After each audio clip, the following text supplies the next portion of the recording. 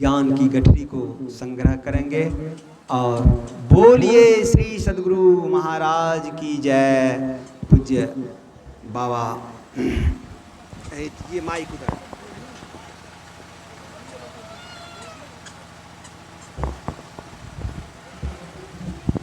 Set कर दीजिए ठीक से। जाइए।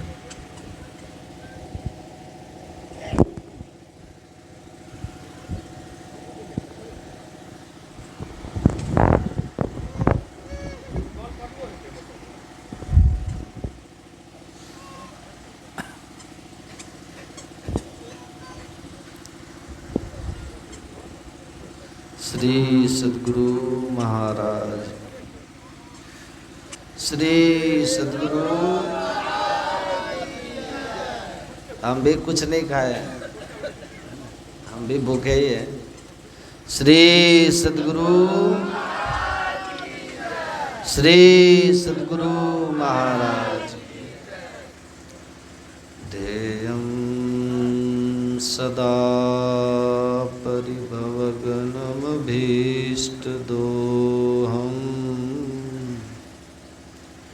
तीर्थास्पदं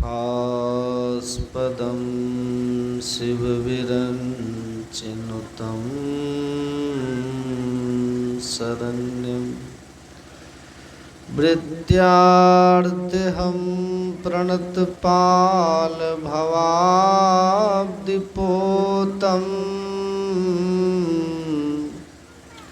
वन्दे महापुरुष ते चरणारविन्दं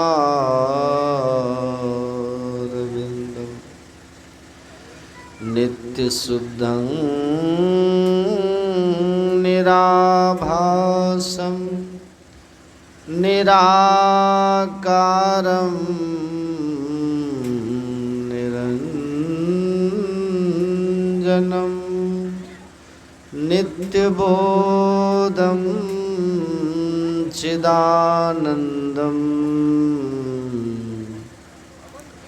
गुरुं ब्रह्मं नमाम्यहम्।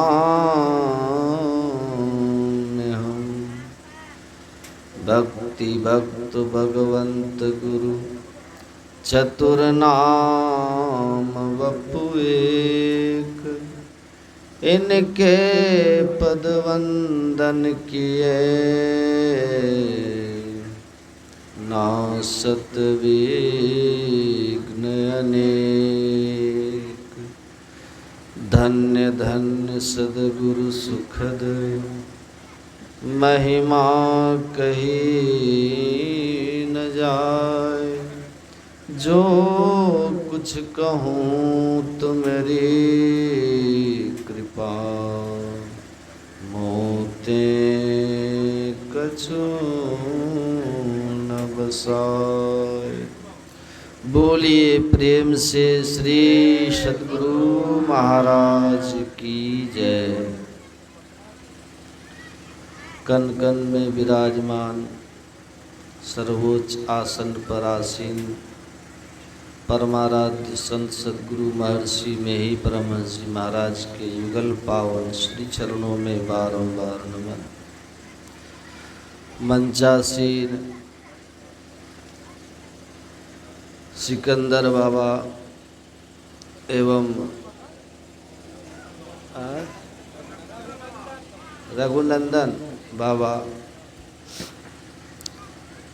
आदरणीय सत्संग प्रेमी महानुभावों, पूजनीय माताओं एवं भक्तिमती बहनों, सबों को मैं नमन करता हूँ। साथ ही एक बार और निवेदन करता हूँ कि जोर से एक बार जयकार कर दीजिए ताकि मेरा बैटरी चार्ज हो जाए। श्री सद्गुरु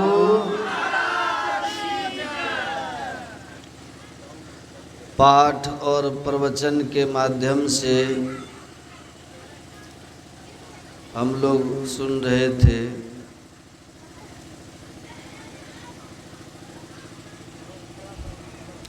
योग और मुक्ति की बात। मोक्ष की प्राप्ति हमें क्यों चाहिए और कैसे होगा।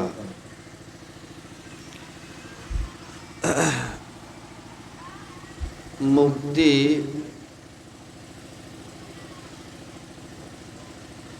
शाश्वत और अखंड सुख की प्राप्ति का नाम है। जन्म और मरण से जीव की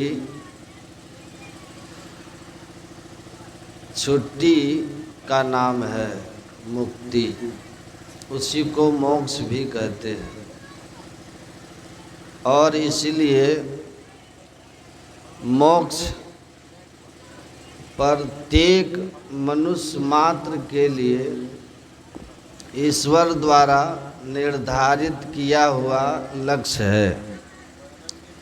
स्वयं परमात्मा जीव को मानव शरीर देते हुए मनुष्य के लिए ये लक्ष्य तय किया कि यह तन आपको मोक्ष के लिए दे रहा हो, क्योंकि विभिन्न योनियों में आप अनंत काल से सृष्टि के प्रारंभ से ही जन्म मरण को, दैहिक दैविक भौतिक ताप को भोग रहे। तो कृपालु दयालु परमात्मा ने नर तन दिया, कबहु करी करुणा नर देही, अदेत ईस बिनु हेतु स्नेही। कल सुन रहे थे, भगवान ने सृष्टि के आरंभ में ही मनुष्यों के कल्याण के लिए एक शास्त्र की रचना की, जिसको वेद कहते हैं। वेद कहते हैं। उस वेद में जनरेटर इतना नज़दीक लगा दिए न, कुछ समझ में नहीं आया, खाली जनरेटर का ही आवाज़ आ रहा है।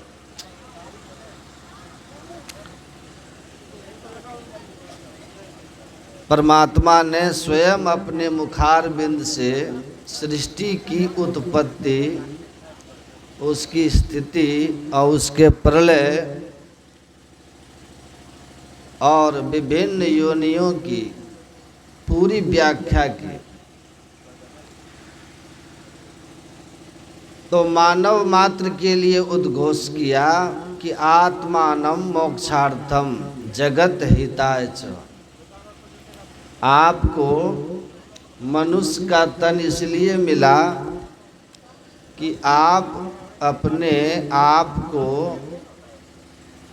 मोक्ष की स्थिति में ले चलिए, दुख से मुक्त कीजिए और शाश्वत सुख को अनुभव कीजिए, नित्य सुख को अनुभव कीजिए, परमात्म सुख आत्म सुख को अनुभव कीजिए, जो आपका अपना सुख है। गुरु महाराज समझा के कहते हैं, तन सुख मन सुख ना सुख तेरो, आत्म सुख निज तेरो, तू तन मन सुख निज के जान्यो, इसलिए भयो काल को चेरो। चेरो समझते हैं ना, चारा। मवेशी का चारा क्या है? घास।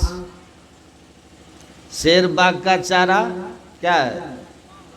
जंगली पशु।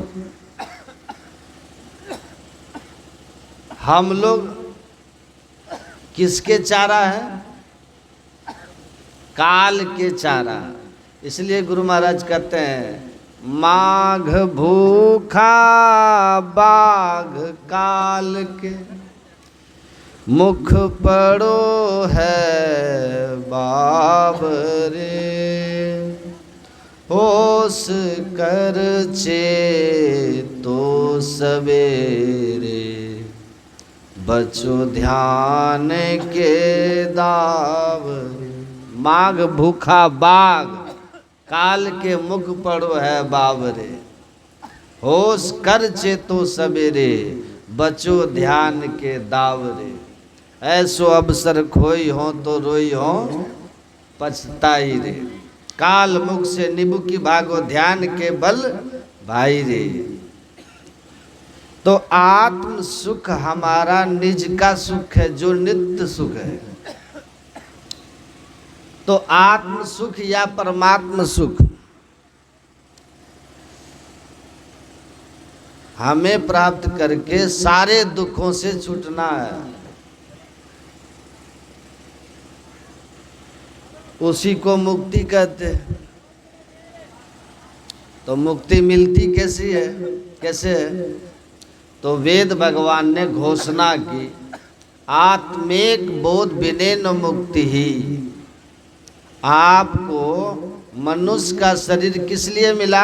आत्मानम मोक्षार्थम।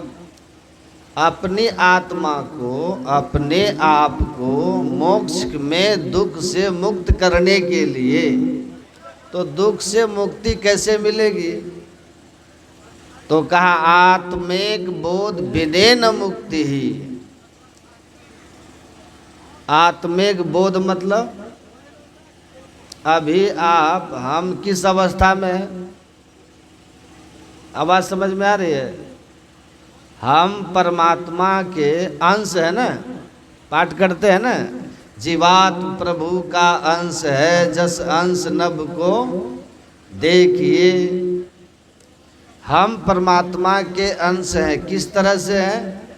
जिस तरह ये इस घर के नीचे का आकाश अब बाहर का आकाश, समझिएगा, बाहर के उस विस्तृत आकाश का ये घर के अंदर का आकाश अंश है। उसी तरह हम परमात्मा के अंश हैं। घटमट प्रपंचन जब मिटे नहीं अंश कहना चाहिए। हम इस तरह से अंश हैं परमात्मा के, लेकिन आवरण के कारण क्या हो गया है? हम उनसे अलग हो गए।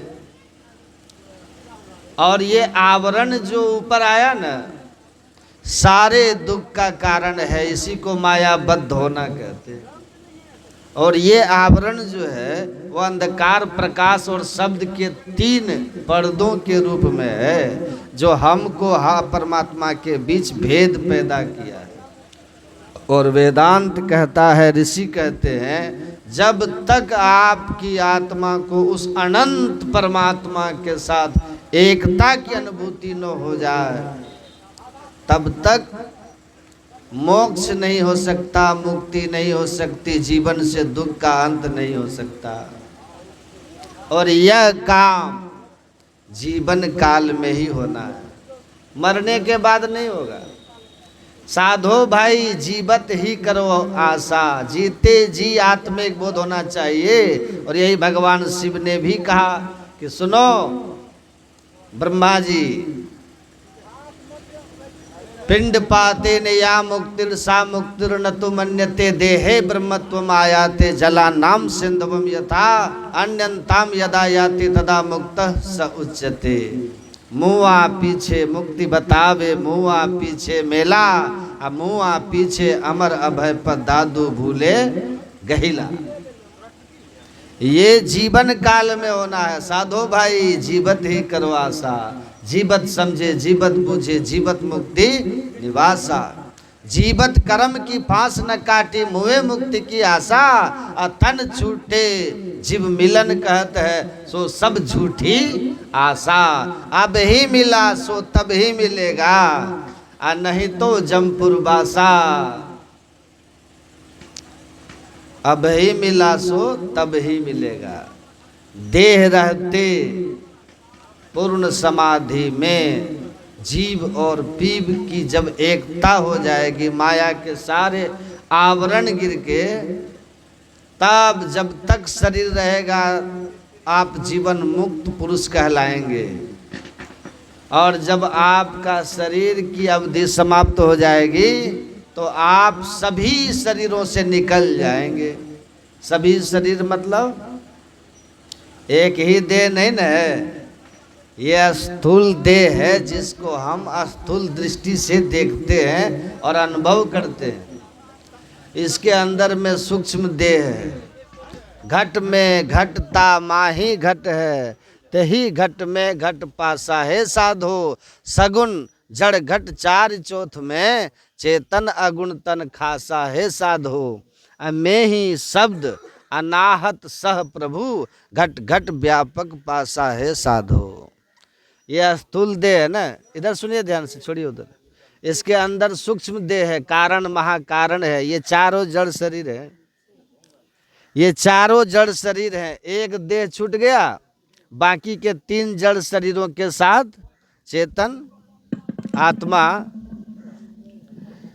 शरीर त्याग के निकल गई। एक चेतनदार स्थूल देह से निकल गया, लेकिन 3 जड़ शरीरों में चेतनधार है, इसीलिए वे जीवित हैं। गुरु महाराज यही समझा रहे हैं। पुनः कर्मानुसार इस पर एक फिर स्थूल देह आ जाता है, तो कहते हैं कि जन्म हो गया। और जब फिर वो स्थूलधार से चेतनधार निकल गया स्थूल शरीर से, तो कहेंगे कि प्राण निकल गया, मर गया, जीव निकल गया, मर गया। और ये जन्म और मरण तब तक चलता रहता है। सारे दुखों का कारण क्या है? यही आवागमन सम दुख दूजा है, नहीं जग में कोई। तो महापुरुष कहते हैं कि आपको परमात्मा से किस तरह मिलना है? जैसे नमक समुद्र में मिल करके एक मेघ हो जाता है। देखिए, नमक को पानी में मिलाइएगा तो मिल जाएगा ना, मिल जाएगा कि नहीं? लेकिन ऋषि ने नमक को किसी और जल में नहीं मिलाया। कहाँ मिलाया? समुद्र के जल में मिला दिया। क्यों मिला दिया? क्योंकि जिसकी उत्पत्ति जहाँ से हुई है उसको वहीं मिलाना लय कहलाता है। नमक की उत्पत्ति कहाँ से हुई है? समुद्र से। तो जहाँ से नमक उत्पन्न हुआ उसको वहीं कहा जाओ, मिल जाओ जाके। ये जीव आदि सुरत सतपुरुष ते आई, जीव सोहं कहिए सो ताई। हम परमात्मा के अंश हैं, हम परमात्मा में मिलेंगे तब एकता हो जाएगी। एकता के लिए आवरण का भेदन जरूरी है। आवरण के भेदन के लिए चित्त वृत्ति का सिमटाव जरूरी है। और योग किसको कहते हैं? योग योगः चित्त वृत्ति निरोधः, योगश्च चित्त वृत्ति निरोधः। महर्षि पतंजलि कहते हैं चित्त वृत्ति के निरोध को योग कहते हैं। हम लोग जो बैठ करके साधन करते हैं ना, उसमें क्या करते हैं? ध्यान में मन को रोकते हैं ना। महर्षि परमहंस योगानंद जी महाराज बड़े महापुरुष हुए। परमहंस योगानंद श्यामा चरण लाहिरी की परंपरा में थे। उनके एक शिष्य थे, एक बालक शिष्य था। उनके आश्रम में बहुत बच्चे रह करके रांची में पढ़ते थे। तो बच्चे एक दिन आए, वो मौज में थे, तो पूछने लगे अपने अपने भविष्य के बारे में। एक कहा कि मुझको तो साधु बनना है, आपका शिष्य बनना है।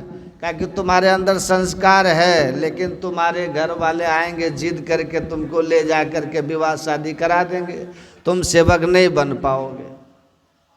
किसी को कहा कि हाँ तुम डॉक्टर बन जाओगे, कुछ बन जाओगे। एक बड़ा संस्कारी उत्तम संस्कार का शिष्य था, विद्यार्थी था, काशी नाम था उनका। उसने कहा गुरुदेव मैं क्या बनूंगा? उस समय मौज थी उनकी, जो दिख रहा था सबको बोले चले जा रहे थे। काशी को कहा कि बेटा तुम तो 2 साल के बाद मर जाओगे। बाद में अफसोस हो गया कि नहीं हमको बोलना चाहिए था। वो लड़का बहुत निराश हो गया। लेकिन जब वो इंग्लैंड जाने लगे तो उन्होंने काशी को कहा कि तुम मेरे लौटने तक घर मत जाना।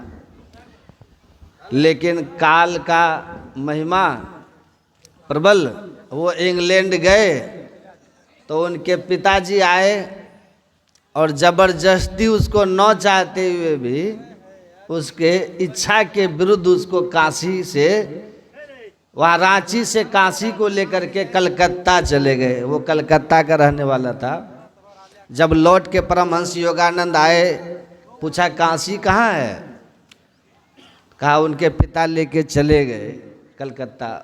तो वो समझ गए कि वो गुजर गया, लेकिन उन्होंने वचन दिया था काशी को कि मेरे मुंह से तुम्हारी जो स्थिति है, असलियत है, वो निकल गई है। तुम नहीं जाओगे तो बच सकते हो, लेकिन अगर तुम अपने समय से गुजर भी गए तो तुम चिंतित मत होना, मैं तुमको वापस ढूंढ लूँगा, तुम कहीं भी रहोगे।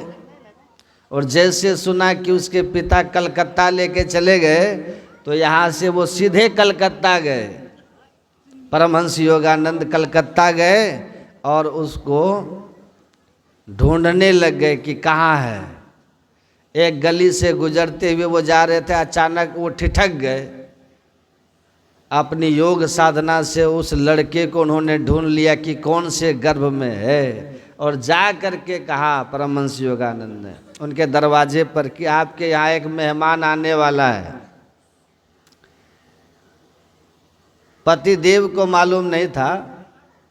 वो जाके अपने धर्मपत्नी से पूछते हैं कि कोई महापुरुष आए हैं और कह रहे हैं कि आपके घर एक मेहमान आने वाला है। पत्नी ने कहा कि हाँ, मुझे भी लगता है कि शायद कोई मेहमान अब आने वाला है, कुछ ही समय का रहा होगा। तो उन्होंने कहा देखो, मैं कन्फर्म कह रहा हूँ कि आपके घर में मात्र 20-25 दिन पहले कोई मेहमान आए हैं।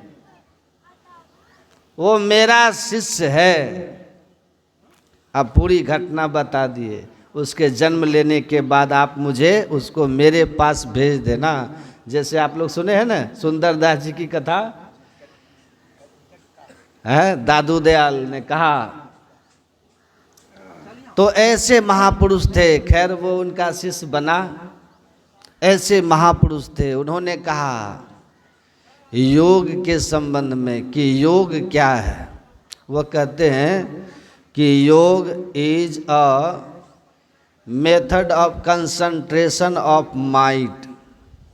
चित्त वृत्ति, चित्त एक इंद्रिय है, आप जानते हैं ना, चित्त एक इंद्रिय है। वृत्ति कहते हैं उसमें उठने वाली अनेक तरह की भावनाओं की तरंगों को, विचारों की तरंगों को, जो हमारे इंद्रिय जन्य अनुभव के या फिर पूर्व जन्म के संग्रह संस्कार के कारण होते रहते हैं, जो हमारे मन में उठते रहते हैं, चलते रहते हैं, अनेक तरह के विचार की तरंगे, है ना।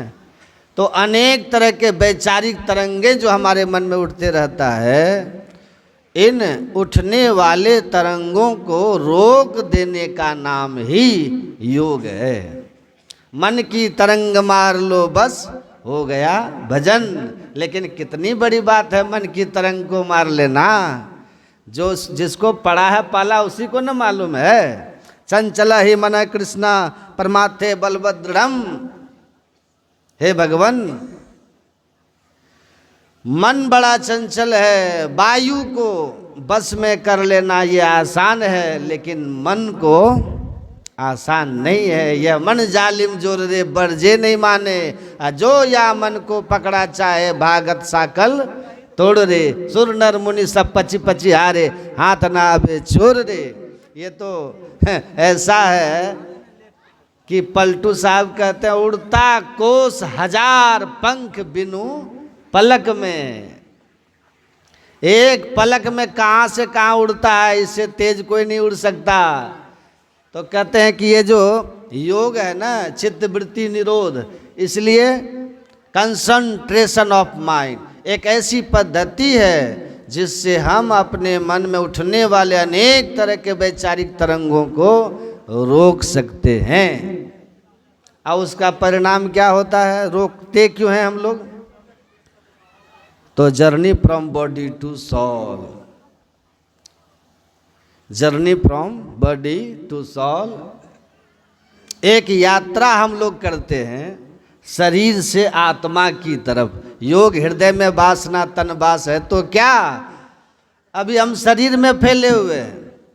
इस शरीर से समेट करके अपने आप को अंतर की ओर कीजिए।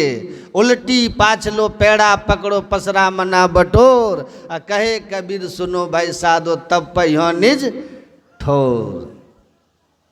तब फैले हुए मन को आप क्या करते हैं, समेट करके बहिर्मुख से अंतर्मुखी बनाते हैं, और इस अंतर्मुखता की प्राप्ति में ऊर्ध्व गति हो जाती है, जिससे माया के आवरण, अंधकार प्रकाश शब्द के जो आवरण बने हुए हैं हमारे और परमात्मा के बीच की दूरी है, वह आवरण छिन्न भिन्न होकर के और परमात्मा और आत्मा की एकता हो जाती है। फिर द्वैतता नहीं कुछ रहेगी, असमन दृढ़ चाहिए। द्वैतता खत्म हो जाती है, मोक्ष हो गया, मुक्ति हो गई।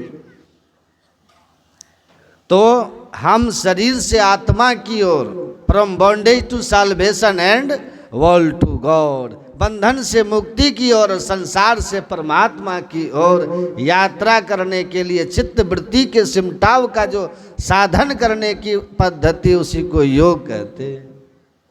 तो चित्त वृत्ति को रोकना है, मन की तरंग को मारना है, और समत्वम योग उच्यते, और समता की प्राप्ति योग की पूर्णता है। जब ऐसी अवस्था हो जाए कि सिया राम में सब जग जानी, करो प्रणाम जोड़ी जुग पानी, जड़ चेतन जग जीव जता सकल राम में जान, बंदो सबके पद कमल सदा जोड़ी जुग पानी। संपूर्ण संसार ब्रह्ममय हो गया, ऐसी दृष्टि मिल गई कि सज्जन दुर्जन जो चल लिया वो एक ही दृष्टि निहार। सिया राम में सब में जब परमात्मा को देख रहे हो तो यार ये सब सुनो, या में कौन ऊंच नीच है, ऊंच नीच का भाव खत्म हो गया ना। विद्या विनय संपन्न ब्राह्मणी गभिहस्तनी, सुनि चेव स्वपाके च पंडित समदर्शिनः। समदर्शी हो गया, समभाव में आ गया, सब में ब्रह्म का दर्शन करने वाला, आत्मदृष्टि प्राप्त किया हुआ महापुरुष परमानंद में ही डूबा रहता है। तो चित्त वृत्ति के सिमटाव को कहते हैं। तो इसकी पद्धति है, एक तरीका है, सिस्टम है। इससे धीरे धीरे फैले हुए मन के धारों को हम समेटते समेटते पूर्ण सिमटाव पर ले आते हैं। कहाँ पर पूर्ण सिमटाव होता है? एक बिंदुता पर। जैसे सिमटाव होगा तो ऊर्ध्वगति हो जाएगी। तो एक बिंदुता तक की यात्रा के लिए योग साधन करते हैं। इसका ज्ञान नहीं है तो बाकी सब ज्ञान फूस फास है। गुरु महाराज ने कहा असली दीक्षा यही है, असली भजन भेद यही है, एक बिंदुता तक की यात्रा। वरना एक नाम और एक रूप का ध्यान, ये तो प्रारंभिक साधना है, ये आप कहीं भी सीख सकते हैं, लेकिन इतने से कल्याण नहीं होना। इससे अंतर जगत की यात्रा प्रारंभ नहीं होगी। इससे आप आवरण का भेदन नहीं कर पाओगे। इससे आप पिंड से ब्रह्मांड की ओर और ब्रह्मांड से निःशब्दम परमम पदम तक नहीं जा सकते हो। इससे आप शरीर से आत्मा की ओर और संसार से परमात्मा की ओर, बंधन से मुक्ति की ओर की यात्रा पूरा नहीं कर सकते हो। तो किससे करोगे? एक बिंदुता की प्राप्ति हो करके, और जब चित्त का पूर्ण सिमटाव हो जाएगा, पूर्ण निरोध हो जाएगा, तब ऊर्ध्वगति होगी। और तब वहाँ से प्रकाश में जाकर के शब्द की साधना करता हुआ सारे आवरण गिरा करके सूरत केंद्र में केंद्रित हो जाएगी। अब कहीं कोई आवरण नहीं, कोई अंधकार प्रकाश शब्द हमारे बीच में नहीं होगा, कोई स्थूल सूक्ष्म कारण महाकारण कैवल्य नहीं होगा। हम प्रभु प्रभु हम एक ही होई, द्वंद्व द्वैत रहे नहीं कोई की अवस्था हो जाएगी। इसलिए ये ध्यान योग है। ये जो आप योग करते हैं ना, यही असली योग है। इसी से चित्तवृत्ति का सिमटाव होगा, अब माया का भेदन होगा, अब परमात्मा से एकता होगी। इसी योग का उपदेश हो रहा है। ये जीवन काल में होगा, पूर्ण समाधि में ये जीवन मुक्त होंगे। गुरु महाराज ने बड़ा सरल ढंग से पूरा सिस्टम सिमटाव के पूर्ण साधन का वर्णन कर दिया। नैनन मूंदी को ध्यान को साधन, करो बैठ दृढ़ होई सुखासन। आराम से बैठिए, आँख बंद कीजिए और साधन शुरू कीजिए। कहाँ से चित्तवृत्ति के सिमटाव का साधन शुरू कीजिएगा? योग की प्रक्रिया कहाँ से शुरू होगी? तो मानस जाप नाम गुरु केरा, मानस ध्यान रूप उन्हीं केरा। यही अवलंब ध्यान कछु होई, पुनः दृष्टि बल कीजे सोई। सुख मन बिंदु को धरो दृष्टि से, असुरत छुड़ाओ पिंड सृष्टि से। धर कर बिंदु सुनो अनहद ध्वनि, बिंदु में नाद का मेला। बिंदुर पीठ बिनड़ विद्या नाद लिंगा मुपस्थितम। धर कर बिंदु सुनो अनहद ध्वनि, विविध भांत की होती पुनि पुनि। धुनि सुनी सुरती चढ़ती जाई, अंतर पर टूटे दुखदाई।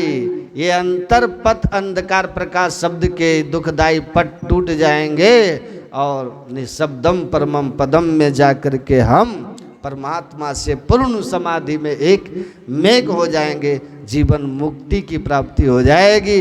जब तक शरीर रहेगा परमात्मा की एकता अनुभूत करता हुआ हम ब्रह्मास्मि की अवस्था में स्थित स्वयं ब्रह्म ज्ञानी आप परमेश्वर, आप स्वयं परमात्मा हो जाएंगे। आप परमात्मा को जानने वाले नहीं, आप परमात्मा को जानकर आत्मज्ञानी आप परमेश्वर। सो जाने दे जेउ जनाई जानत तुम्हें ही हो जाए। आप परमात्मा को जान के स्वयं आप परमात्मा हो जाएंगे। संत उसी अवस्था में पहुंच जाते हैं, तब शांति स्थिरता व निश्चलता को कहते हैं। शांति को जो प्राप्त कर लेते हैं संत कहलाते हैं। शांति स्वरूप सर्वेश्वर जानो, शब्दातीत कही संत बखानो। वह शब्दातीत अवस्था में पहुंच करके संत ब्रह्म हो जाते हैं, परमात्मा हो जाते हैं। जैसे अनंत में कहीं हिल डोल नहीं होता, आकाश कभी हिलता है आकाश, वैसे संत भी हिलते डुलते नहीं है। चाहे महाशांत जर परस के, शांत भय जन जोई। अहम अग्नि ते ना जरे लाख करे जो कोई। तुलसीदास जी महाराज कहते हैं कुछ भी उस संत के ऊपर आप कर दीजिए, उसको कोई हिला नहीं सकता है। वो अपने धर्म में पक्का होते हैं, हिलते डुलते नहीं हैं। क्योंकि ब्रह्म हिलते नहीं तो संत भी अपने ज्ञान से हिलते नहीं हैं।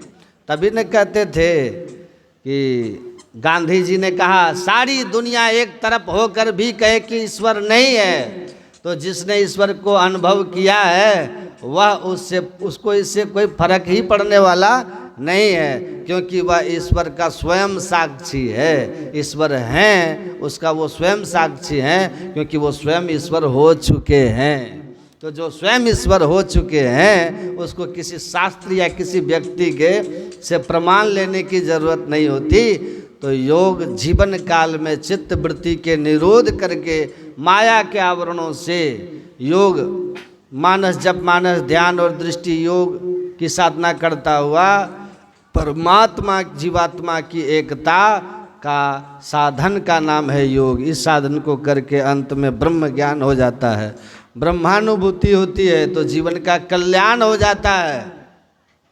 तो आत्मज्ञान के लिए अंतर साधना है, सहज है। अपना काम धाम करते हुए ब्रह्म मुहूर्त में उठिए, आसनी बिछाइए, एक आसन से आराम से बैठ जाइए।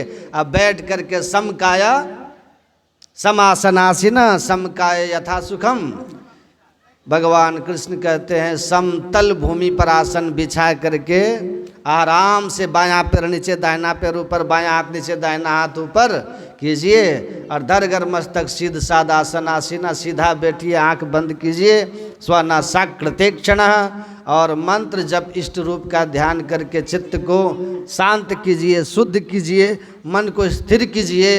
हिलते हुए जल को शांत कर दीजिएगा ना तो गंदगी नीचे बैठ जाने पर चेहरा प्रकट हो जाता है। वैसे ही बैठ करके मंत्र जप करके जब अपने मन को शांत करते हैं, इष्ट अपने आप एकदम से स्थिर जल में जैसे गंदगी नहीं तो चेहरा की तरह इष्ट का रूप झलकेगा। इष्ट का रूप जैसे जैसे आपके अंदर में स्पष्ट होता जाएगा, आपके हृदय के काम क्रोध मद लोभ दहे विकार आपके हृदय के शांत होते चले जाएंगे।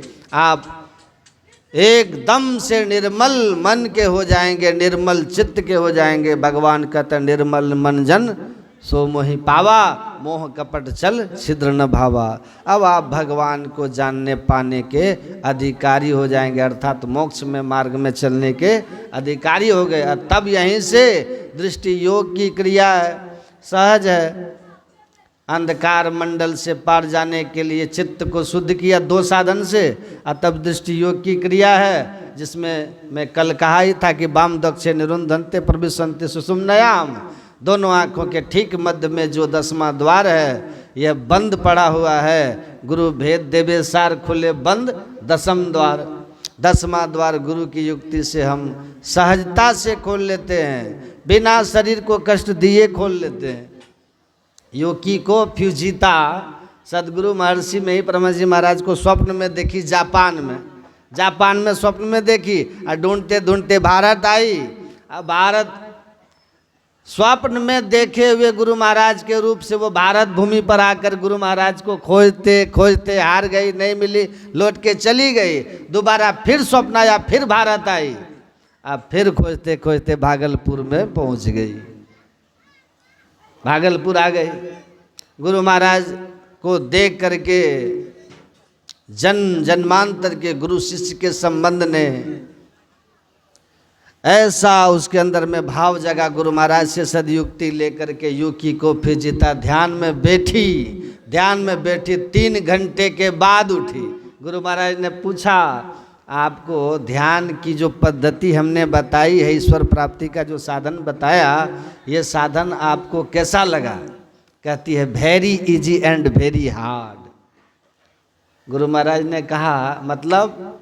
बोली वेरी इजी मतलब सब कोई कर सकते हैं, इसमें कष्ट तो कुछ है ही नहीं। घर परिवार में रहते हुए जोग म जोगी तप म तपेसुर, भाई रे सोई सदगुरु संत कहावे, जो नैनन अलख लखावे, प्राण पूज क्रिया से न्यारा। अब भोग में जोग जगावे रे भाई सोई सदगुरु संत कहावे। ये तो घर परिवार में रह करके योग की युक्ति है। शरीर को कोई कष्ट नहीं, आराम से बैठ जाइए। जिस आसन में सुखासन में बैठना है, जिस आसन में आपको सरल लगे उस आसन में बैठिए। केवल शरीर गर्दन मस्तक को सीधा रखिए, बैठ जाइए तो वेरी इजी। क्योंकि इसमें अनेक तरह के आसन प्रशासन तप तपस्या वाली कोई बात ही नहीं है, भूखे उपवास वाली बात नहीं है। बस संयमित सात्विक भोजन है, आराम से बैठ जाओ तो वेरी इजी। वेरी हार्ड क्या है? कहती है वेरी हार्ड यही है कि मन जो है प्रारंभ में एक रोक पाना बड़ा कठिन है। अर्जुन ने भी भगवान को कहा था ना कि हवाओं को रोकने से ज़्यादा कठिन मन को रोकना है। चंचलम ही मन कृष्ण परमात्थे बलभद्रम। तो भगवान कृष्ण ने कहा ठीक कह रहे हो अर्जुन, लेकिन अभ्यासेन तो कौन थे वैराग्यं च गृह्यते। अभ्यास और वैराग से ये मन सहजता से पकड़ में आ जाता है। कुछ ही दिन अभ्यास करोगे पकड़ में आ जाएगा। अब मन एक बार पकड़ में थोड़ा भी आ गया ना, तो अंदर का जो रस है ना आत्म सुख का, उसके सामने ये संसार के विषय सुख तुच्छ हैं। तो आराम से बैठ करके क्या करना है? 10वें द्वार में शिव नेत्र में, सुषुम्ना में, तीसरे नेत्र में अपने वृत्ति को स्थिर करना है। दोनों दृष्टि की धारों को एक करना है। जैसे नेगेटिव पॉजिटिव तार को सटाने से लाइट जल जाता है, वैसे बाईं दृष्टिधार नेगेटिव और दाहिनी दृष्टिधार पॉजिटिव धारा है। ये वाम दग से ईड़ा तिष्ठति वामेन पिंगला दक्षिणेन तू तयोरे मध्य वरम स्थानम स्तम वेद स वेदविद। ईड़ा भगवती गंगा पिंगला यमुना नदी ईड़ा पिंगलयोर मध्य सुषुम्ना च सरस्वती त्रिवेणी संगमो यत्र तीर्थराज स उच्यते तत्र स्नानम प्रकुर्वीत सर्व पापे प्रमुच्यते। दोनों आँखों के मध्य में शिव नेत्र रूपी सुषुम्ना रूपी त्रिवेणी संगम है, जहाँ ईड़ा पिंगला और सुषुम्ना 3 योग नाड़ियों का संगम है। इन तीनों नाड़ियों के संगम में जो अपनी चेतना को पहुंचा देता है, वहाँ चेतना के पहुँचते ही उस त्रिवेणी में डुबकी लगाते ही सर्व पापे प्रमुच्यते, उसके सारे पाप धुल जाते हैं। बाहर के त्रिवेणी में डुबकी लगा लीजिएगा, पाप कितना धुलता वो तो कल आप सुन ही लिए। हमने देखा है जिनके पाप चले गए उनके अंदर पाप वृत्ति अब नहीं रहती। त्रिवेणी में डुबकी मारिएगा आप बेग गायब कर देगा कोई। अगर कोई देखने वाला वहाँ नहीं है तो। हमने कई बार के वहाँ संगम पर हमने देखा है, लोग चोरी करके भाग जाते हैं सामान, किसी का चेन छीन लेता है। ये सब कौन है?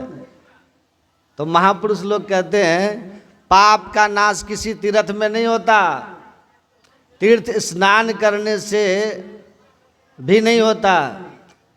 एक बीजेपी के प्रवक्ता है ना, टेलीविजन पे डिबेट करते हैं, वो कुप्पा घाट में एक बाबा से पूछ रहे तीर्थ स्नान से क्या लाभ होता है। तो बाबा ने कहा तीर्थ में जाने से पुण्य होता है, क्योंकि लोग अच्छे भाव से जाते हैं, कुछ दान पुण्य करते हैं। कहा पाप धुलता है कि नहीं? कहा देखो पाप तो नहीं धुलता, हाँ पुण्य जरूर होता है। तो पुण्य का फल आपको सुख मिलेगा, लेकिन पाप का फल तो दुख आपको भोगना पड़ेगा। पाप से मुक्त होना चाहते हो तो महापुरुष कहते हैं आपके अंदर में एक त्रिवेणी है, एक तीर्थ है, सुषुम्ने व परम तीर्थम। सुषुम्ना नाम का एक परम तीर्थ है, वो सुषुम्ना नामक परम तीर्थ में डुबकी लगाओ तो सर्व पापे प्रमुच्यते, सारा पाप धुल जाएगा।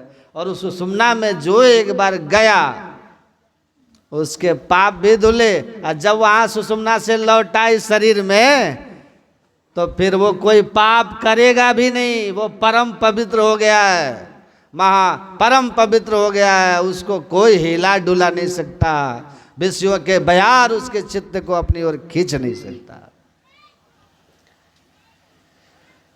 ये असली तीर्थ जहां पाप धुलता है, याद रखिएगा आप लोग। तो यहां पर चलना है,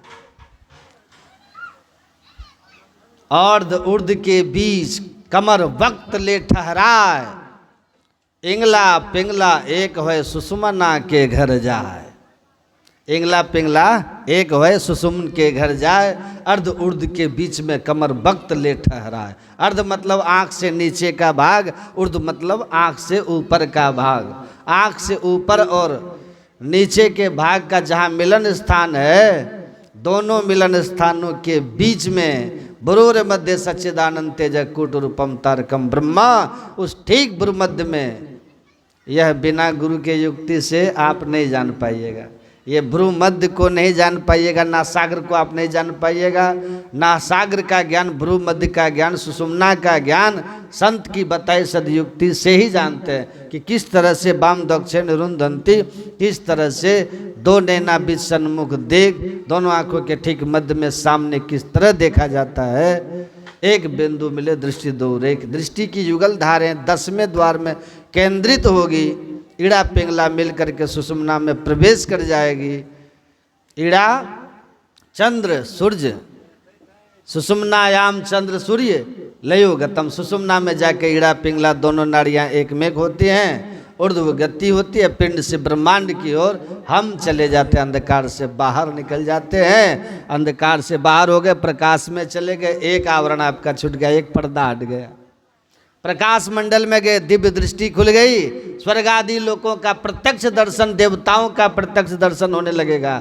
हमारे अंदर जो सामर्थ्य अष्ट सिद्धियां देवताओं में है, वो हम देवत्व की अवस्था में पहुंच गए। सतगुरु पशु मानुष करे, मानुष ते सिद्ध सोए, दादू सिद्ध से देवता देव निरंजन होए।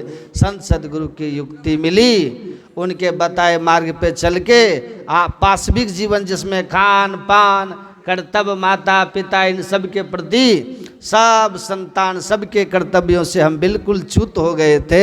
हम उस कर्तव्य पद पर अपने कर्तव्य को समझ लेते हैं, मनुष्य जीवन की महिमा को समझते हैं। पशुवत जीवन जो था वह मनुष्य की तरह हो गया, ज्ञान हो गया। मनुष्य में ज्ञान की महिमा होती है। आहार निद्रा भय मिथुन च सामान्य में तत्पशु भीर नरानाम, ज्ञानम नरानाम अधिकम विशेषो ज्ञाने नहीं ना पशु भी समाना। अकाम सर्व कामो वा मोक्ष काम उदारधि, तीव्रेन भक्ति योगेन यजेत पुरुषम परम। आप सकाम है या निष्काम है, मानव शरीर उपासना के लिए ही मिला है, इसको व्यर्थ वासना में ही यूं ही बर्बाद नहीं करना चाहिए। जो मानव तन पा करके भी भगवान की उपासना आराधना नहीं करते, वो नर पशु कहलाते हैं। पुरुषप पशु, वो नर पशु कहलाते हैं। और ये जो आपके अंदर घोर अंधकार है, इसी अंधकार में जो है वो दुख में है। असार गाढ़ अंधार घट में ताते दुख अपार है। ये अंधकार में जो पड़े रहेंगे दुख में पड़े रहेंगे। इसीलिए भगवान बुद्ध कहते हैं कीनो आसो किमानंदो निचम पज्जलते सती अंधकारेणो नद्दा पदीपंग न गवसथा।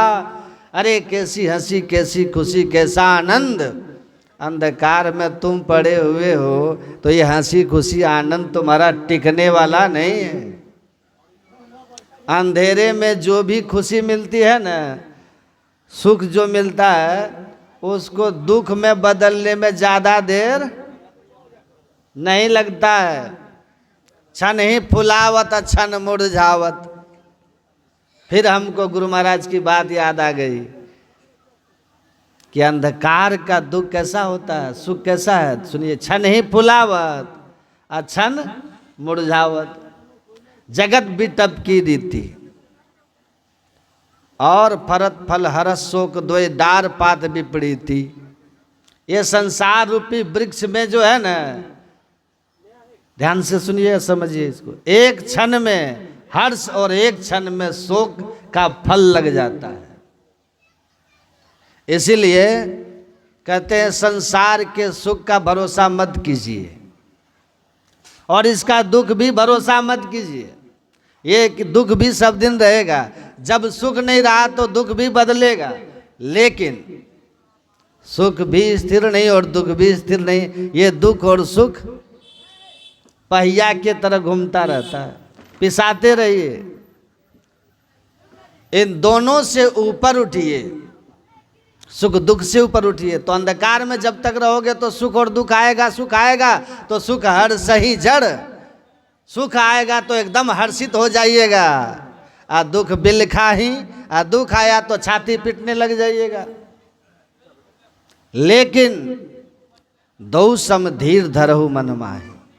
लेकिन जो धीर पुरुष होते हैं, ज्ञानी पुरुष होते हैं, वो संसार के सुख में न इतराते हैं और न दुख में बिलखते छाती पीटते हैं।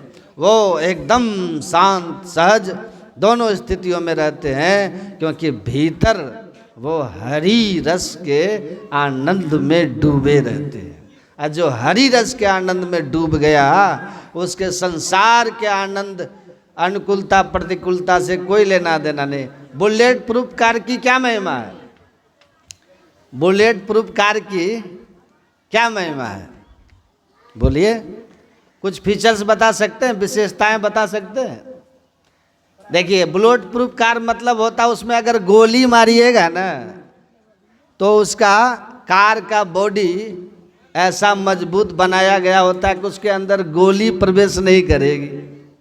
मतलब कार में बैठा हुआ आदमी दुश्मन की गोली से सुरक्षित है, कि दुश्मन की गोली से तो सुरक्षित है, ये तो ठीक है, लेकिन विरोधी की बोली से सुरक्षित हो जाए इसका कोई है व्यवस्था? विरोधी का बोली मतलब विरोधी जब कुछ आपके खिलाफ बोले तो आपके मन में हलचल और क्रोध उत्पन्न न हो, ऐसा है क्या संभव? उस कार में बैठकर विरोधी का बोली तो कहीं भी घुस जाएगा, नहीं घुसेगा, वो तो कहीं भी बीपी बढ़ा देगा आपका। वैज्ञानिक लोग बनाया बुलेट प्रूफ कार जिसमें दुश्मन की गोली नहीं जाती।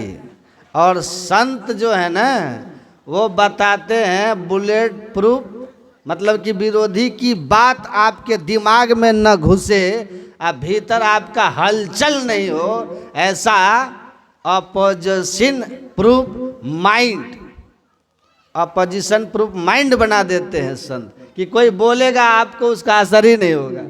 चोर चमार चंडाल कहे, कोई कहे हरि भक्त है भाई, कोई कहे ये तो नारी लुभानो, कोई कहे माया रति आई, निंद करता से निंदा कराई, स्तुति को न मना बन जाई, जो हम है हरि जानत हैं, अब रेण दिवस उनके गुण गाई। अब दूसरा हमारे लिए क्या बोल रहा है उसकी परवाह ही खत्म हो गई। वो बस इतना देखता है कि जो मैं कर रहा हूँ वो शास्त्र सद्गुरु इन दोनों के ज्ञान के अनुकूल है कि प्रतिकूल है। अगर शास्त्र सद्गुरु के ज्ञान के अनुकूल मैं चल रहा हूँ, फिर जग भौंकत है तो भौंकन दे। भौंकता है जग तो भौंकने दीजिए, हमको जो कहना है तुम कहो, लेकिन मेरे आचरण अगर शास्त्र और संत के ज्ञानानुकूल नहीं है तो उसको त्याग दीजिए। अगर ज्ञानानुकूल है तो कोई परवाह मत कीजिए, उसका चिंता ही मत कीजिए। इसीलिए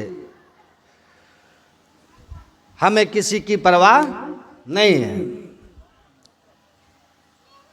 संत ज्ञानानुकूल जीवन हो तो जब तक आप बंद नेत्र वाला हो करके अंधकार में पड़े रहिएगा, अपने आँखों के आगे अंधेरा देखिएगा, तब तक आप बाहरी वातावरण से प्रभावित जरूर होइएगा। मान अपमान आपको परेशान जरूर करेगा, निंदा बड़ाई आपको प्रभावित करेगा, अनुकूल प्रतिकूल परिस्थितियों का असर आपके मन में पड़ेगा, किसी के अच्छे और बुरे बर्ताव का आपके ऊपर प्रभाव पड़ेगा, सुख दुख होगा और ये चलता रहेगा। क्यों कि आपने जब अपनी खुशी दूसरों के व्यवहार पर रखा है कि दूसरे का अच्छे व्यवहार से हम सुखी हो जाएंगे और दूसरे के बुरे व्यवहार से हम दुखी हो जाएंगे, इसका मतलब क्या हुआ? आपके सुख और दुख का जो रिमोट कंट्रोल है ना, वो किसी और के हाथ में, और वो जब चाहे आपका चैनल चेंज कर देगा। आप हंस रहे हैं और वो दुख का चैनल लगा देगा, बस अब रोने लग जाओगे, है ना? अब रोना शुरू हो गया, क्योंकि रिमोट तो उसके पास है ना आपके सुख दुख का। आपकी खुशी का रिमोट किनके ऊपर है? अगर खुशी का रिमोट पति पर है, पत्नी पर है कि पत्नी का अच्छा व्यवहार से हम सुखी होंगे, उनके अच्छे व्यवहार से सुखी होंगे, तो कब किसका मूड कैसा होता है कौन जानता है ना? मूड किसका क्या है, कब बमक जाए और आपकी खुशी फुर्र हो जाएगी। तो अपने खुशी का रिमोट आप अपने हाथ में रखिए। संत अपने हाथ में रखते इसलिए और से उनको कोई मतलब नहीं होता है, कोई मतलब ही नहीं, अपने में मस्त है। तो जब स्वयं से खुश हो जाइएगा, आपकी खुशी आपके हाथ में, तो फिर दुखी आपको कौन कर सकता है? एक राजा के दरबार में एक फकीर पहुंचा। आप लोग ज़्यादा चंचल मत होइए, आपको सब देख रहा है ना, उधर स्थिर होके बैठे। एक राजा ने बुलाया फकीर को, कहा कौन आदमी है आके दरबार में घूम रहा है और हमको प्रणाम भी नहीं कर रहा है। अब देखिए बादशाह है, उसको प्रणाम नहीं किया तो उसको बुरा लग गया, आप अपमान लग गया ना उनको। तो तुरंत बुलाया, कहा पूछो ये फकीर कौन है जो दरबार में आया, मुझको प्रणाम तक नहीं किया। मंत्री गया, पूछा है कौन है तुम? आया तो राजा को प्रणाम क्यों नहीं किया? कहा कि प्रणाम हम क्यों करेंगे राजा को? अरे बादशाह है, राजा है। कहा जाओ अपने राजा को पूछ के आओ कि तुम्हारा राजा मन का गुलाम है कि मन तुम्हारे राजा का गुलाम है। जाओ, राजा मन का गुलाम है या मन का स्वामी है, या मन के अधीन है तुम्हारा राजा? मंत्री गया, कहा महाराज कोई फकीर है? कहता है पहले मैं जवाब तब दूंगा जब तुम पूछ के आओ पहले राजा से कि राजा अपने मन का गुलाम है कि अपने मन का स्वामी है। तो राजा कुछ सोच के बोला कि नहीं, हम तो मन के ही गुलाम हैं, अभी मन कहेगा कि चलो तो उठ के चल देंगे, हम तो मन के दास हैं भाई। तो ये गया और जा कर के कहा कि राजा अरे जान उधर जाके चार्ज कर लो ना जी, कैल डिस्टर्ब कर रहा है सबको। तो ये गया जा कर के कहा, राजा कह रहे हैं कि हम मन के गुलाम हैं, तो कहा कि सुनो, तुम्हारा राजा अपने मन का गुलाम हैं? और हम अपने मन का स्वामी हैं।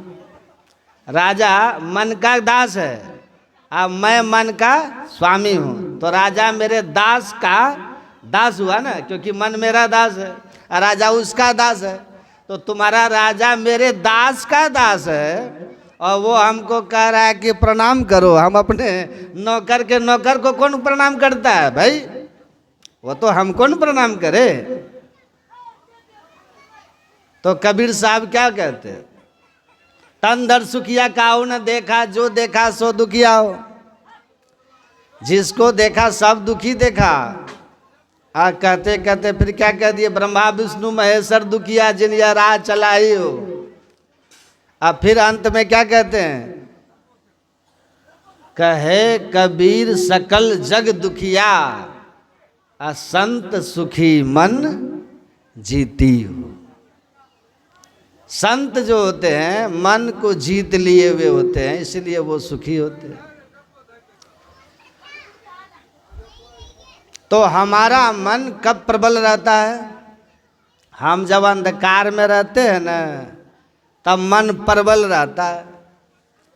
चोर ही चांदनी रात न भावा।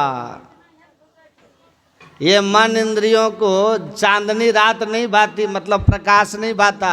इनको अंधकार ही अच्छा लगता है ना? अंधकार अच्छा लगता है। हम जो अंधकार में रहते हैं ना, आंख बंद करने पर जो आप अंधेरा देखते हो, इस अंधेरा में हमारी इंद्रियां और मन की प्रबलता रहती है। और इनकी प्रबलता को कम करते चले जाइए, इंद्रियों और मन के घेरे से आप छूटते जाइए, तो आत्म सुख आपको मिलेगा। तन सुख मन सुख ना सुख तेरो, आत्म सुख निज तेरो। तू तन मन सुख निज के जान्यो, भयो काल को चेरो। जो शरीर इंद्रियों से सुख पाने की इच्छा रखता है, उनको दुख मिलता है। आत्म सुख असली सुख है, जो एक बार मिल गया, संसार सुख की कामना खत्म हो जाती है। और जब संसार सुख की कामना नहीं है, तो हम अगर किसी से सम्मान की उम्मीद ही नहीं किए तो हमारा अपमान कर सकता है? हम किसी का भरोसा ही नहीं किए तो हमारा विश्वासघात कर लेगा? विश्वास करोगे तो विश्वासघात होगा, विश्वास ही नहीं किया तो घात कैसे होगा? संसार का भरोसा ही नहीं तो संसार हमको दुख क्या दे सकता है, निराश क्या करेगा? संसार से सुख की आशा किए थे, संसार निराश कर गया तो हम दुखी हो गए, दुखी हो गए। तो संत लोग कहते हैं कि जो अपने मन इंद्रियों को बस में कर लेता है, वह अपने अंदर के आत्मीय शाश्वत आनंद को प्राप्त करता है। अब फिर उसकी अवस्था कैसी हो जाती है? भगवान बुद्ध जैसी। दे रहे संसार में जीव राम के पास, दादू कछु व्यापे नहीं काल जाल जम त्रास। तो अंधकार में क्यों हम लोग पड़े हैं? भगवान राम कहते हैं, हनुमान जी को कहते हैं कि बहु शास्त्र कथा कंथारो मंथेन वृथेव किम अनविष्टम प्रयत्नेन ज्योति मारुते ज्योतिरांतरम। हे पवन पुत्र हनुमान, अपने अंदर की ज्योति की खोज करो। ये जो आंख बंद करने पर जो अंधेरा देखते हैं, इस अंधेरे के ऊपर उठिए। अंधकार के परे प्रकाश भी है। तमसः परस्तात्, तम से परे चलिए, अंधकार से ऊपर उठिए। और अंतः शरीरे ज्योतिर्मयम ही विश्वब्रह्म यम पश्यति यतयः क्षीण दोषाः। आपके अंदर में शुभ्र ज्योतिर्मय तेज, शुभ ज्योतिमय प्रकाश है। उस प्रकाश को प्राप्त करने की चेष्टा कीजिए। ऐसा करने से आप कोई बड़ाई किया प्रसन्न हो जाइएगा, कोई निंदा किया क्रोध हो जाएगा, दुख हो जाएगा। मन में लोभ हुआ तो दुख हुआ, ईर्ष्या उत्पन्न हुआ तो दुख हुआ। ये जो काम, क्रोध, लोभ, मोह, मद, मात्सर्य, ईर्ष्या, द्वेष सब दुख ही देते हैं, दुखी देने के लिए। सबसे हमको दुख होता है। हृदय में जितने विकार है सब आपको दुखी करता है, आपको परेशान करता है, आपको तड़पाते रहता है, व्याकुल करता है।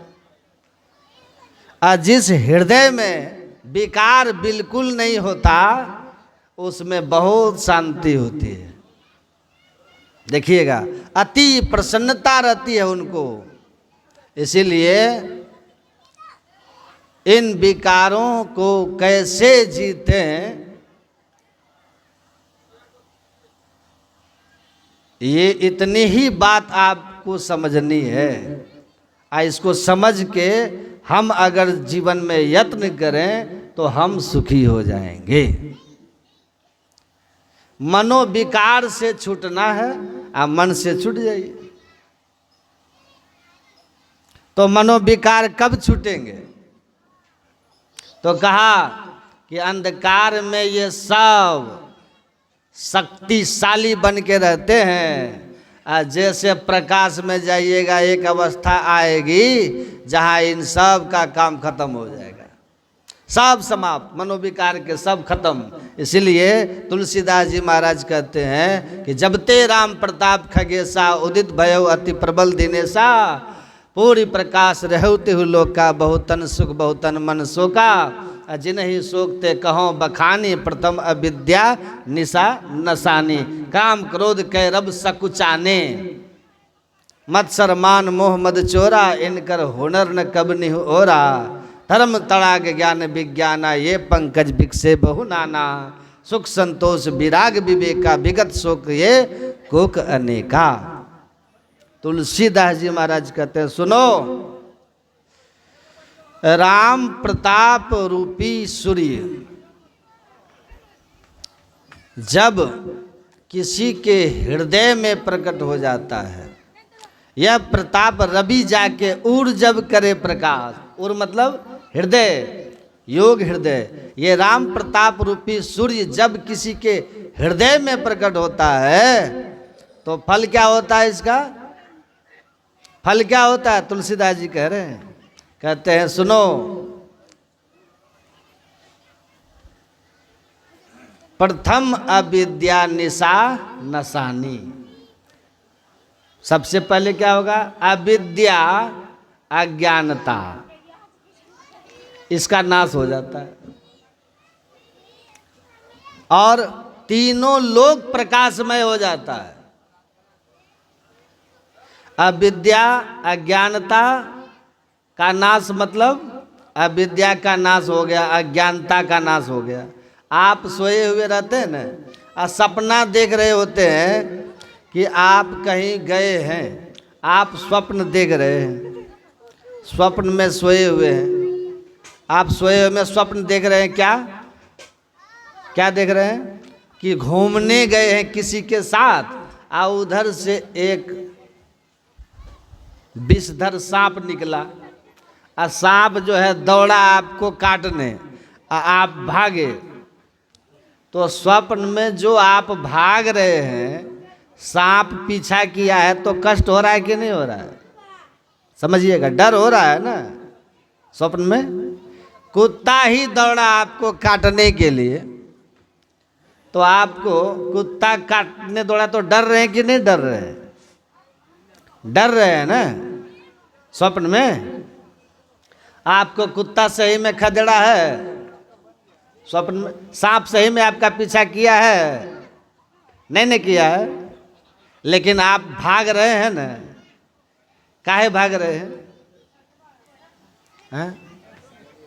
क्योंकि आप जो है डर रहे हैं, और जब जान जाइएगा, जग जाइएगा, तब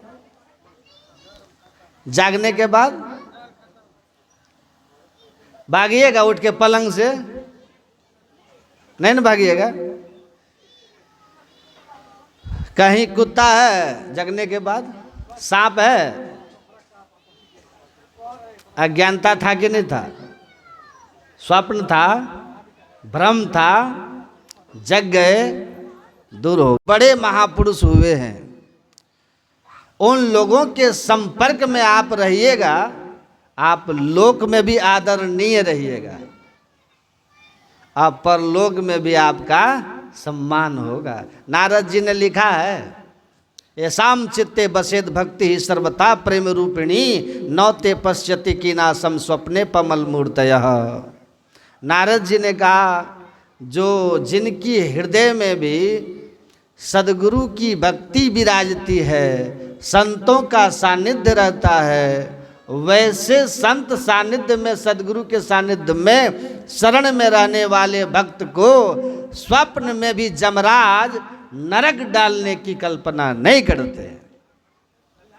नरक ले जाने की कल्पना स्वप्न में भी नहीं जमराज को होता है, जो गुरु के शरण में रहते हैं, संत के शरण में रहते हैं।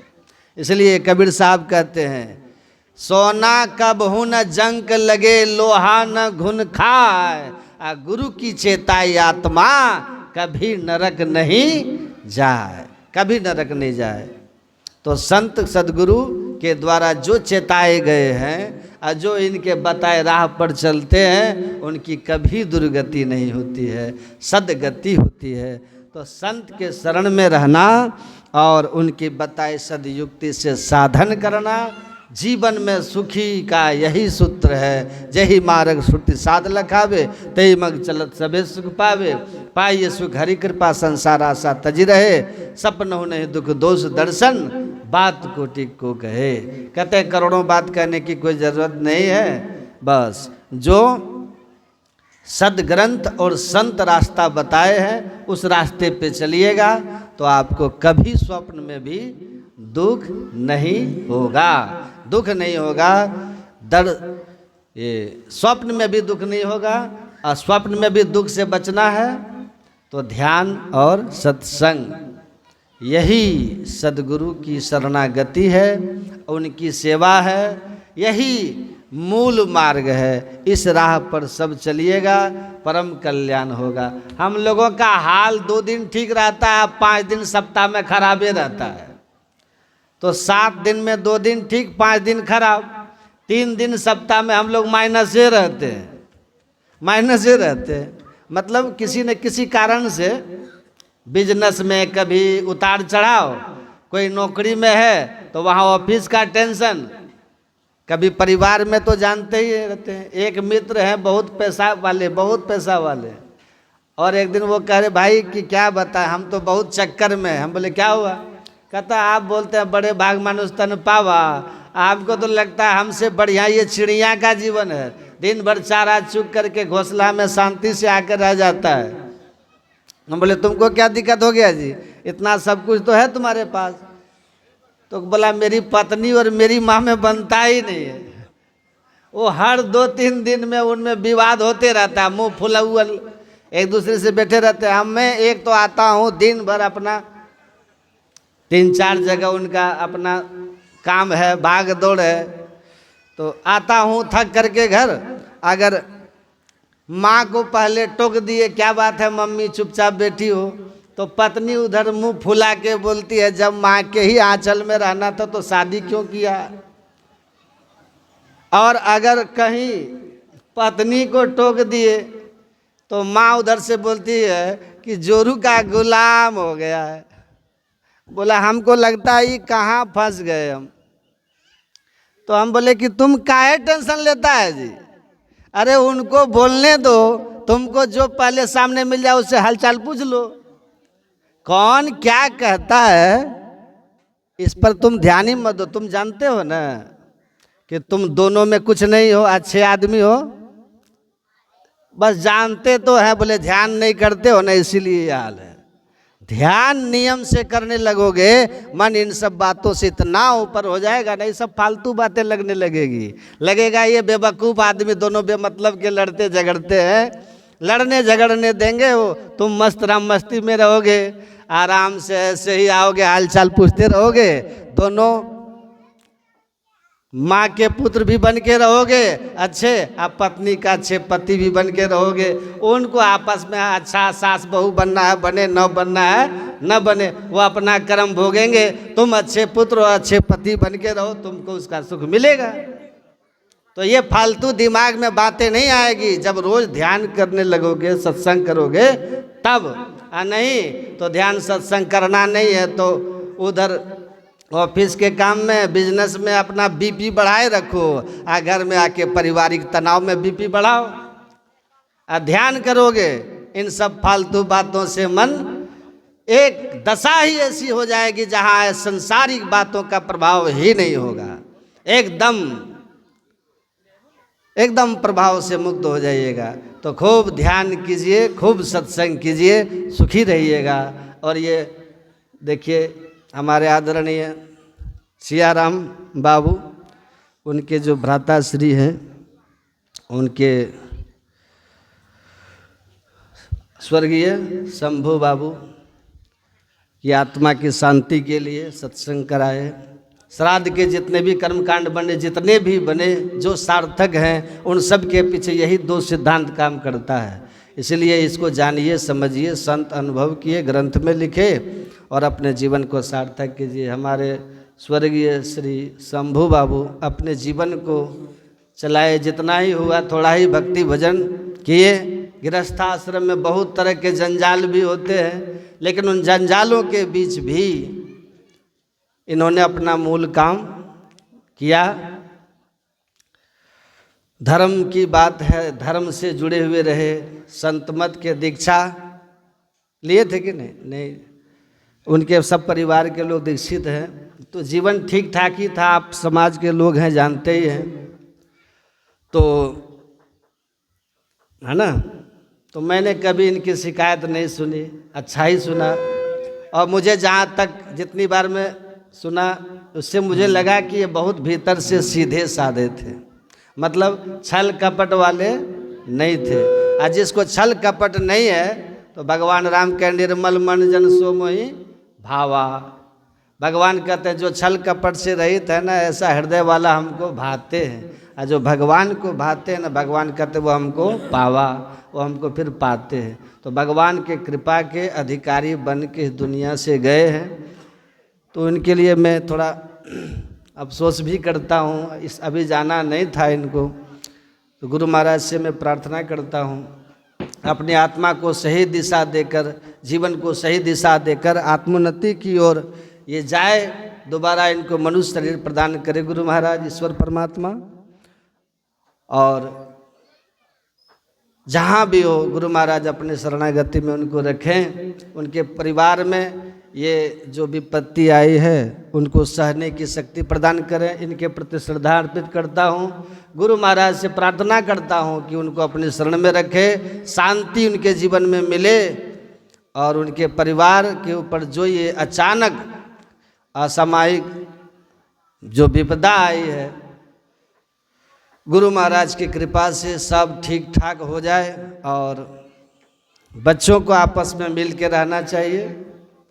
मेल में रहेंगे तो बहुत बल है, अब बेमेल होके रहेंगे तो बहुत कमज़ोर हो जाएंगे।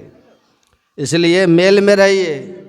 5 भाई पांडव आपस में मेल में थे और 100 कौरवों में मेल नहीं था। विजय किनको मिली? पांडवों को। एक तो धर्म पर थे और दूसरा मेल में थे। तो सत्य पर चलिए, मेल से रहिए, सुखी रहिएगा। इन्हीं शुभकामनाओं के साथ आप सब के लिए भी मेरी शुभकामना। बोलिए श्री सद्गुरु महाराज। देखो नाल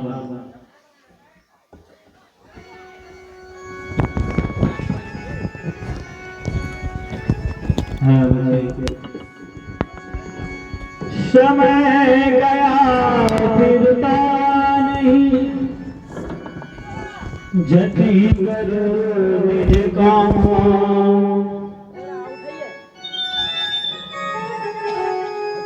जो भी पास बीत गया, अब हो गुरु नाम। सद्गुरु महाराज की जय।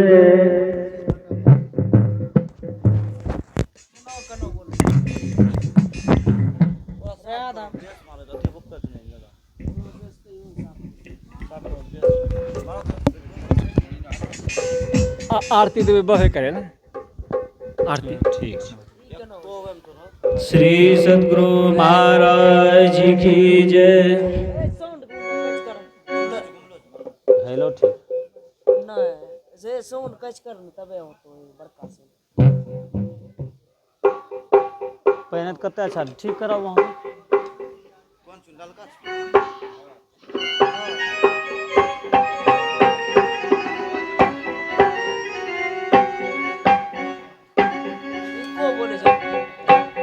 अभी आप पूज्य बाबा से सुन रहे थे अंधकार और संसार से कैसे छूटेंगे।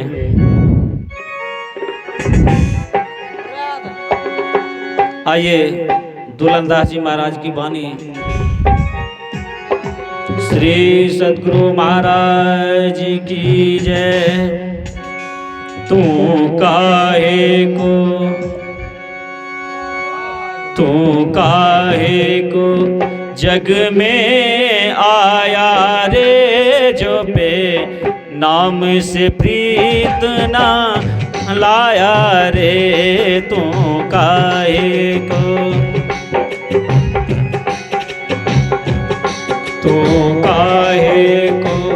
जग में आया रे, जो पे नाम से प्रीत ना लाया रे। तू काहे को